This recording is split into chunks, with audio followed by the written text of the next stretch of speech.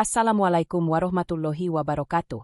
Semoga rahmat dan kasih sayang Allah senantiasa menyertai langkah kita semua. Sebelum kita mulai kisah ini, mari kita sempatkan sejenak untuk mengucapkan sholawat kepada junjungan kita, Nabi Muhammad Shallallahu Alaihi Wasallam. Allahumma sholli ala Sayyidina Muhammad, wa ala ali Sayyidina Muhammad. Di tengah musim dingin yang menggigit, di sebuah desa kecil di pinggiran Eifel, Jerman, seorang pria Indonesia tampak membungkuk di antara barisan kandang rusa. Tangannya gemetar menahan dingin, tapi tak pernah berhenti memberi makan. Namanya Dani, pria yang tak pernah berpikir hidupnya akan berubah drastis, apalagi sampai menjadi perbincangan di tanah rantau. Dani berasal dari Brebes, Jawa Tengah. Ia tak tamat kuliah. Bahkan ijazah SMA-nya pun pernah hilang tersapu banjir. Tapi tekadnya besar. Demi ibunya, yang sudah renta dan menjanda, Dani nekat menjadi tenaga kerja informal ke Jerman. Lewat jalur yang penuh resiko, ia tiba di Eropa dan diterima bekerja di sebuah peternakan rusa milik keluarga Schneider.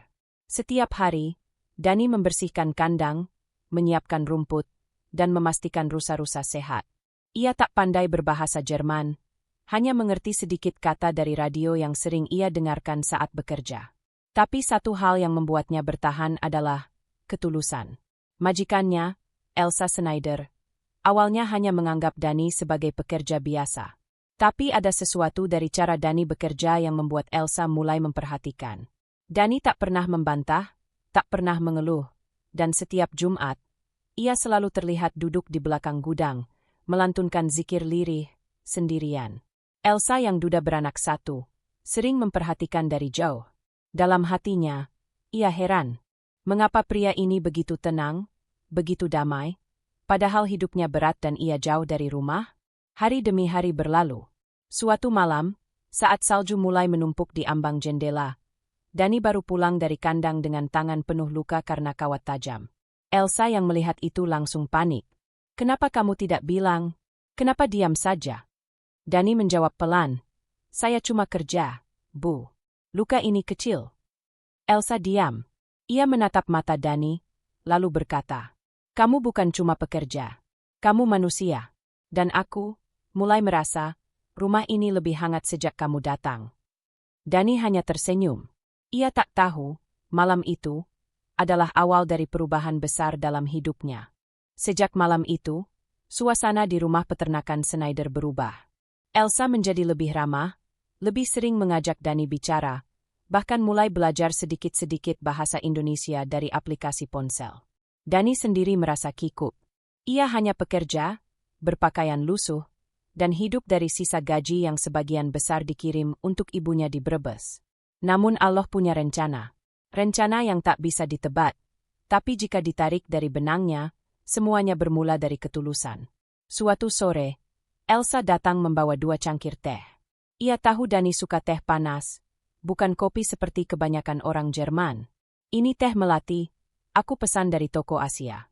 Katanya kamu suka ini," ucap Elsa. Dani terdiam. Ia menatap cangkir itu sejenak, lalu tersenyum pelan. "Terima kasih, Bu." Elsa duduk di sampingnya, di dekat kandang rusa yang sunyi. "Kamu tahu, Dan, aku sudah lama sendiri.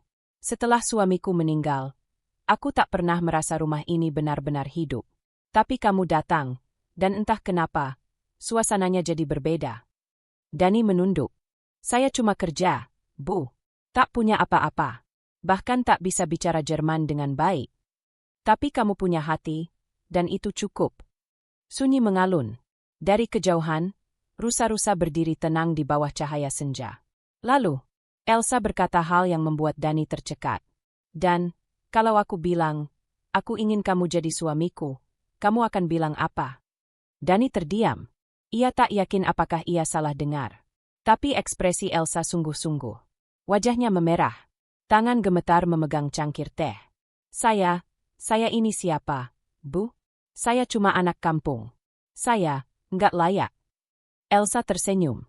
"Di mata manusia mungkin tidak.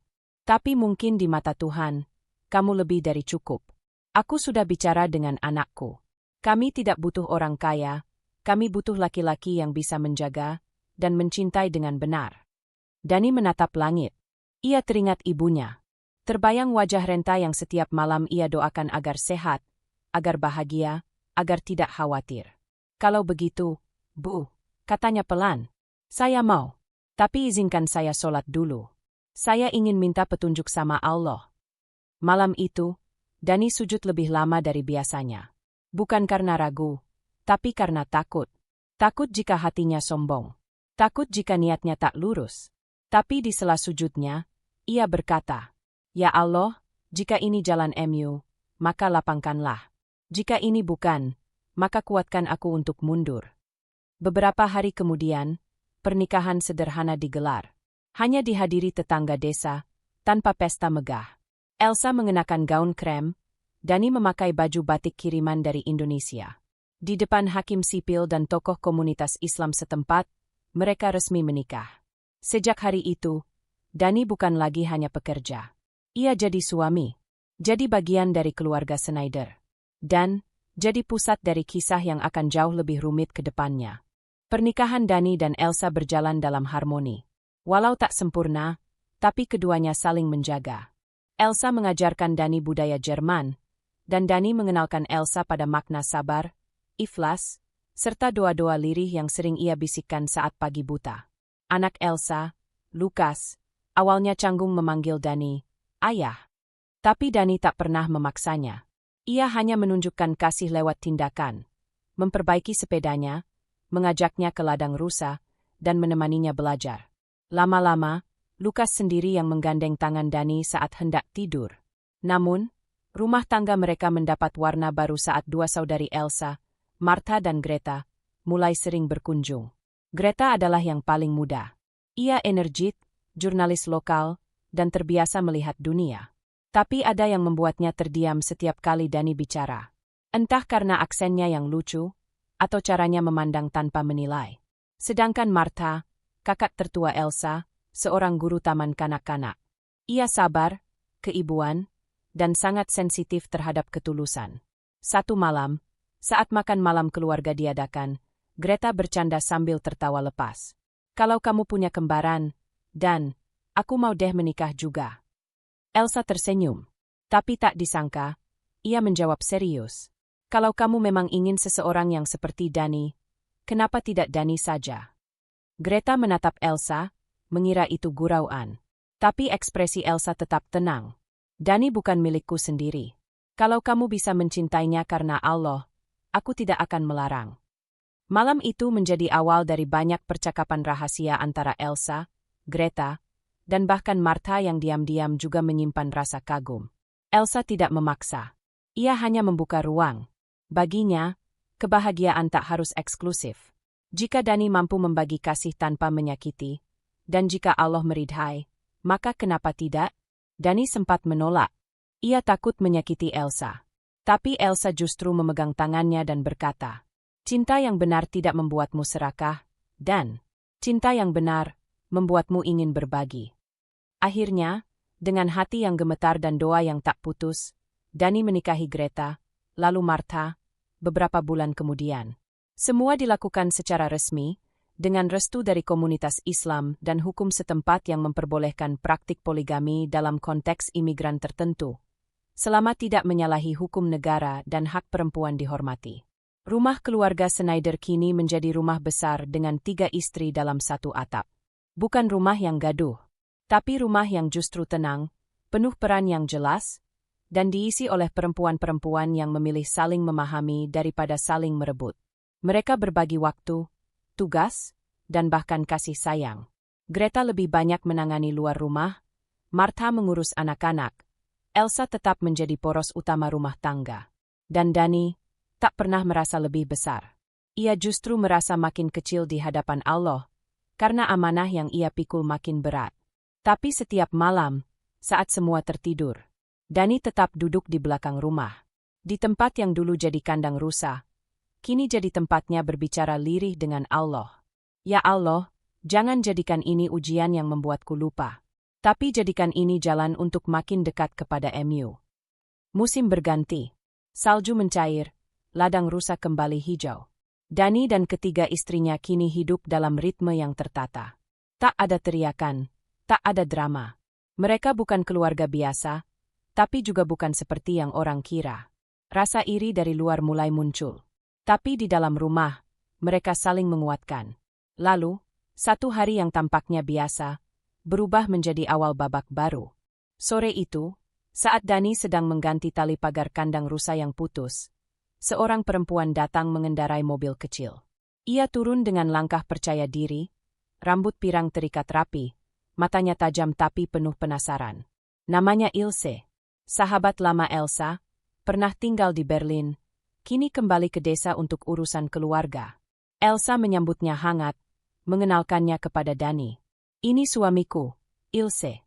Namanya Dani, kata Elsa sambil tersenyum. Ilse tampak kaget. Ia tak menyangka Elsa menikah lagi. Dan lebih terkejut saat tahu. Dani juga suami dari Greta dan Martha. Awalnya, Ilse sinis. Kamu serius hidup seperti ini, Els? Kamu rela berbagi suami? Elsa hanya menjawab tenang. Kau tidak perlu mengerti, cukup tahu bahwa aku bahagia. Ilse tak langsung percaya. Tapi karena ia tinggal beberapa hari di rumah itu, ia melihat sendiri bagaimana suasana di dalamnya. Dani mengimami sholat. Dani yang mencuci tangan Lukas sebelum makan. Dani yang bangun lebih awal, bukan karena disuruh, tapi karena memang ingin semua siap sebelum yang lain terbangun. Dan disitulah hati Ilse mulai goyah. Ia mulai mengamati diam-diam. Dani tidak tampan menurut standar Eropa. Tapi wajahnya tenang, matanya dalam, dan ia seperti memiliki sesuatu yang tidak banyak pria punya, ketenangan batin. Malam ketiga, Ilse berbicara langsung dengan Dani. Apa kamu tidak merasa ini semua gila? Dani menjawab, saya hanya mengikuti apa yang saya yakini. Kalau ini salah, semoga Allah mengampuni.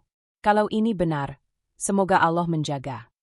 Ilse terdiam, dan malam itu, untuk pertama kalinya dalam hidupnya, ia menangis di dalam kamar, tanpa tahu kenapa. Beberapa pekan kemudian, Elsa memanggil Dani. Ilse ingin bicara, tapi kali ini, bukan sebagai tamu. Ilse berdiri di depan mereka berdua, dengan mata yang basah dan suara gemetar. Elsa, aku tahu ini tidak normal. Tapi aku juga tahu, Dani bukan pria biasa. Kalau kamu izinkan, aku ingin ikut menjadi bagian dari keluarga kalian. Dani menunduk. Hatinya masih terkejut. Tapi Elsa hanya tersenyum, menggenggam tangan Ilse, lalu mengangguk. Pernikahan Dani dan Ilse digelar sederhana, seperti sebelumnya. Tanpa sorotan, tanpa pengumuman besar. Tapi bagi mereka yang hadir, itu bukan sekadar pernikahan. Itu adalah jawaban dari sesuatu yang tak bisa dijelaskan dengan logika. Kini Dani punya 4 istri. Semuanya tinggal di satu rumah besar. Semuanya saling tahu, saling menghormati. Dan bagi Dani, ini bukan kebanggaan. Ini adalah tanggung jawab yang sangat besar. Malam itu, Dani sujud lebih lama dari biasanya. Ya Allah, jika ini ujian MU, kuatkanlah. Jika ini karunia MU, jangan buat aku lalai. Karena yang Dani tahu, semua ini bukan karena ia hebat. Tapi karena Allah menjaga hatinya tetap rendah, saat dunia mulai mengangkatnya tinggi. 4 tahun sudah Dani tinggal di Jerman. 4 istri, 1 anak tiri, dan rumah peternakan yang makin berkembang. Ia tak lagi jadi karyawan, tapi rekan kerja yang ikut mengelola ladang, bahkan membuka pelatihan pertanian untuk komunitas imigran. Namun ada satu hal yang belum ia wujudkan, pulang. Bukan karena lupa, tapi karena takut. Takut ibunya kecewa, karena anaknya hidup dalam rumah tangga yang tak umum di mata orang kampung. Takut dicibir tetangga, dicurigai membawa budaya asing. Tapi surat dari desa yang datang sebulan lalu membuat hatinya runtuh. Tulisan tangan yang sudah bergetar, bertuliskan, "Le, ibu kangen. Kalau tak bisa pulang, izinkan ibu menyusul." Dani menangis. Ia tahu waktunya sudah tiba. Maka ia pulang. Bersama Elsa, Greta, Martha, Ilse, dan Lukas kecil. Mereka naik pesawat dengan hati berdebar, membawa bukan hanya koper, tapi juga rasa takut akan penolakan. Brebes menyambut mereka dengan matahari yang terik dan jalanan sempit yang ramai. Anak-anak mengejar layangan, suara azan bersahut dari masjid-masjid kecil. Dan di sebuah rumah tua, seorang perempuan renta berdiri dengan tongkat kayu. Matanya keruh, tapi masih tajam menatap mobil yang baru berhenti di depan rumah. Dani turun lebih dulu. Ia berlari kecil, lalu berlutut dan mencium tangan ibunya. "Ibu, Dani pulang." Perempuan itu menangis. Ia peluk anaknya erat-erat. Lama, seakan tak ingin dilepas. Lalu matanya beralih ke 4 perempuan bule yang turun satu-satu dari mobil, membawa senyum kikuk dan mata berkaca-kaca. "Bu, ini istri-istri Dani. Mereka baik, Bu. Sangat baik." Ibunya terdiam. Ia mendekat perlahan, lalu memegang tangan Elsa. "Namamu siapa, Enduk?" "Elsa, Bu," jawabnya pelan. Sang ibu tersenyum. "Kalau kamu bisa jaga anakku, dan anakku jaga kamu, maka kamu anakku juga." Tak ada penghakiman. Tak ada penolakan. Hanya air mata dan pelukan yang memecah suasana sore itu. Warga kampung berdatangan. Awalnya heran, lalu terpana. Dani memperkenalkan satu persatu istrinya dengan jujur dan sederhana. Tak menyombong, tak membela diri. Ia hanya berkata, "Semua ini bukan karena saya hebat, tapi karena Allah memberi jalan, dan saya hanya berjalan di atasnya." Keesokan harinya, mereka mengadakan makan bersama. Bukan pesta mewah, hanya tumpeng dan pecel lele yang dibagikan untuk tetangga. Orang-orang mulai menerima. Karena mereka melihat langsung, Dani tidak berubah. Masih rendah hati, masih sholat di musola kecil, masih mencium tangan ibunya setiap pagi. Hari-hari di Brebes jadi kenangan yang tak bisa dibeli. Elsa belajar memasak sambal. Greta mengabadikan kehidupan desa untuk artikelnya. Martha mengajari anak-anak desa menggambar. Ilse mulai belajar mengaji. Dan sang ibu tak pernah lagi tidur sendiri. Karena kini, ia punya anak, cucu, dan menantu-menantu yang menjaganya dengan kasih sayang yang tak pernah ia duga datangnya dari negeri yang jauh. Setelah pulang ke Brebes, hidup Dani terasa lengkap. Ia berpikir, ujian terbesar telah ia lewati, diterima oleh ibunya, disambut baik oleh masyarakat, dan bisa menjalani rumah tangga yang damai bersama 4 istrinya. Namun, justru saat merasa aman, datanglah gelombang yang mengguncang segalanya. Fitnah itu datang perlahan, seperti bisik-bisik di balik warung kopi dan status media sosial yang tak disebutkan nama, tapi ditujukan jelas untuk Dani. Laki-laki kampung kok berani poligami 4 bule. Pasti guna-guna tuh. Pura-pura religius, padahal matre. Kasihan istrinya, kayak dikumpulin buat pamer aja.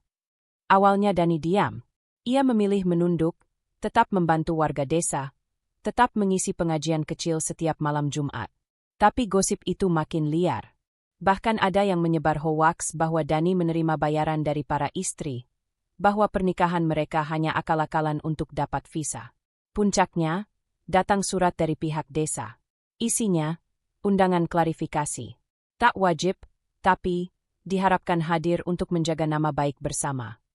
Dani datang, dengan peci hitam dan baju koko putih. Bersama Elsa yang menerjemahkan. Di ruang kecil yang dipenuhi tokoh masyarakat, Dani duduk dengan tenang. Seorang perangkat desa bertanya, "Mas Dani, mohon maaf, kenapa harus menikah 4? Kenapa bukan 1 saja? Dan fokus." Dani menghela napas. Ia tak ingin berdebat, tapi ia tahu, diam kadang bisa membunuh lebih dalam. "Bapak, Ibu, saya tidak mencarinya. Saya tidak membanggakannya. Tapi Allah yang membuka jalan itu. Saya jalani dengan tanggung jawab, bukan nafsu. Dan istri-istri saya, mereka datang bukan karena harta, karena saya juga tidak punya apa-apa." Lalu Elsa berdiri. Dengan bahasa Indonesia terbata-bata, ia berkata, "Kami tidak dipaksa. Kami mencintai Dani, bukan karena uang, tapi karena hatinya. Kalau ini salah, maka kami semua salah. Tapi jika ini benar, jangan salahkan karena bentuknya tidak biasa." Ruangan hening. Tak ada yang menyahut. Hanya seorang ustadz tua di pojok ruangan yang angkat bicara. "Saya mengenal Dani sejak kecil.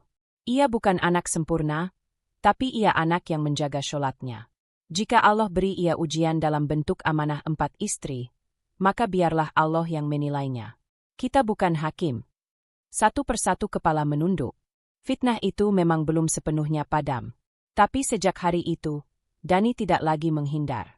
Ia berdiri di pasar, menyalami orang-orang, mengundang mereka makan. Ia tahu, tak semua orang akan suka. Tapi ia juga tahu, keberkahan bukan di tangan manusia. Keberkahan ada di tangan Allah, yang melihat hati lebih dalam dari apapun yang terlihat. Malamnya, Dani duduk di musola kecil. Sendiri. Ia buka Al-Quran kecil pemberian ayahnya dulu, yang kertasnya sudah menguning. Dan di ayat yang ia baca, tertera, sesungguhnya bersama kesulitan, ada kemudahan. Dani tersenyum. Fitnah memang sakit. Tapi kadang, itu cara Allah membersihkan jalan, sebelum memberi langkah yang lebih besar. Meskipun fitnah dan ujian terus datang, Dani merasa hatinya makin lapang. Ia tahu, semakin besar ujian, semakin besar pula pahala yang menanti jika kita tetap sabar dan menjaga iman. Ia tak pernah lagi merasa sendiri. Meskipun beberapa orang masih mencibir, ia tetap melangkah dengan keyakinan bahwa yang terpenting adalah ketulusan niat di hadapan Allah. Dani menyadari bahwa ujian itu bukan hanya datang dari luar, tetapi juga datang dari dalam dirinya sendiri. Kadang, keinginan untuk mempertahankan kehormatan diri membuatnya ragu. Namun, ia kembali mengingat pesan dari ayat Al-Quran yang selalu menenangkan hatinya. Wa'alamu annallaha ema as-sabirin. Dan ketahuilah bahwa sesungguhnya Allah bersama orang-orang yang sabar. Selama berbulan-bulan, ia berusaha menjaga keluarga. Ia membimbing Elsa, Greta, Martha, dan Ilse dengan penuh cinta dan pengertian. Ia berbicara kepada mereka tentang pentingnya saling menghormati, saling berbagi, dan yang paling utama, saling berdoa. Dan tak terasa, tahun demi tahun berlalu. Lukas tumbuh menjadi anak yang penuh kasih dan kepedulian. Anak-anak yang lain pun ikut berkembang, berlari ke sekolah, berangkat bersama dengan senyum yang tulus. Dani, sebagai seorang ayah, merasakan kebahagiaan dalam bentuk yang berbeda. Kebahagiaan yang bukan berasal dari pencapaian duniawi, tetapi dari ketenangan hati yang hanya bisa diberikan oleh Allah. Pernikahan mereka bertahan karena satu alasan, cinta yang hakiki. Cinta yang tidak mencari keuntungan duniawi, tetapi cinta yang murni karena Allah. Dani dan istrinya saling mengingatkan, saling berdoa, dan saling melengkapi. Setelah beberapa tahun tinggal di Indonesia, Dani memutuskan untuk kembali ke Jerman. Bukan karena masalah apapun, tetapi karena ia merasa sudah waktunya untuk membawa keberkahan itu ke tempat lain, berbagi ilmu dan ketenangan yang ia dapatkan selama bertahun-tahun. Ia merasa bahwa hidup ini adalah perjalanan panjang. Ada banyak hal yang harus dipelajari, dan banyak hal yang harus diberi. Dan, ia ingin keluarga besarnya tahu bahwa kebahagiaan bukan semata-mata di dunia ini, tetapi di akhirat nanti. Mereka harus terus berusaha menjadi orang yang lebih baik, bukan hanya untuk diri sendiri, tetapi juga untuk orang lain. Di saat-saat terakhir sebelum mereka kembali, Dani berdiri di tepi pantai, melihat matahari tenggelam, dan berbicara dalam hati. Ya Allah, terima kasih telah memberi aku kesempatan untuk hidup dalam cinta yang penuh berkah. Semoga setiap langkah kami selanjutnya selalu dalam petunjuk MU. Dan bersama keluarga yang ia cintai, Dani melangkah menuju perjalanan baru. Tidak ada akhir yang lebih baik selain jalan yang diberikan oleh Allah. Karena setiap ujian, setiap rintangan, dan setiap kebahagiaan adalah bagian dari takdir yang harus dijalani dengan sabar, ikhlas, dan penuh cinta.